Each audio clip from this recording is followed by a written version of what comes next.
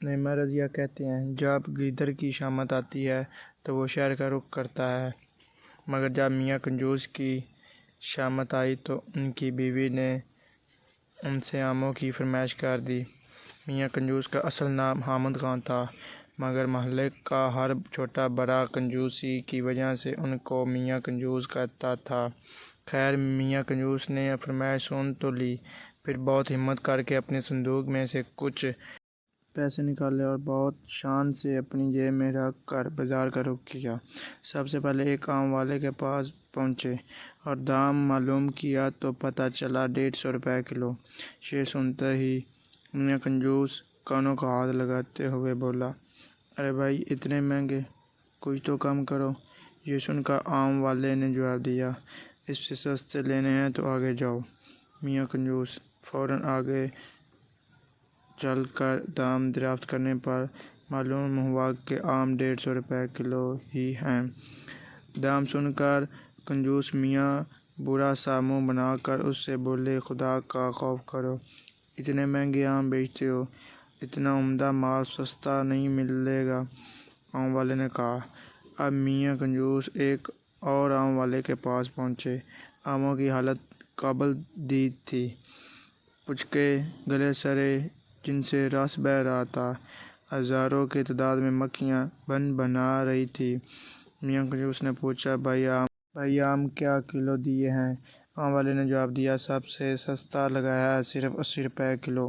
میاں کنجوس غصے سے چن چہالے اور بولے، اتنے خراب آم 80 روپے کلو؟ آم والے نے کہا، بابو جی اس سے سستا آم کہیں نہیں ملے گا۔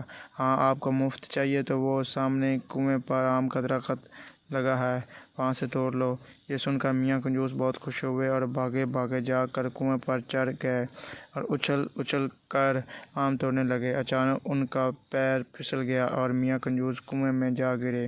وہ تو خیر ہوئی کہ کنواں خشک تھا، مگر میاں کنجوس گرتے ہی اٹھ کھڑے ہوئے اور کپڑے جھاڑ کر کنویں میں پڑے ہوئے آم اٹھا کر جھولی میں بھرنے لگے۔ مگر جب اوپر نظر اٹھائی تو بہت پریشان ہوئے کہ اب کنویں سے کس طرح نکلا جائے۔ یہ خیال آتے ہی میاں کنجوس لگے چیخنے چلانے۔ اسی وقت ادھر سے ایک گھوڑا گاڑی والا گزرا۔ اس نے جب یہ آوازیں سنی اور میاں کنجوس کو کنویں میں دیکھا تو اسے رحم آ گیا اور اس نے اپنی گھوڑا گاڑی کا رسا نکالا اور کنویں کے اندر لٹکا کر اوپر سے رسا مضبوطی سے پکڑ لیا اور کہا کہ رسا پکڑ کر آ جائیں۔ میاں کنجوس نے ایسا ہی کیا، مگر ابھی ذرا سا ہی چڑھے تھے کہ گھوڑا گاڑی والا ان کا وزن نہ سہہ سکا اور دھڑام سے کنویں میں آ گرا اور میاں کنجوس دوبارہ کنویں میں پریشان ہو کر چلانے لگا۔ ان کے ساتھ گھوڑا گاڑی والے نے بھی چلانا شروع کر دیا۔ اچانک اس آم کے درخت کا مالک وہاں پہنچ گیا۔ اس نے دیکھا اور حیران ہو کر پوچھا کہ تم دونوں کنویں میں کیا کر رہے ہو؟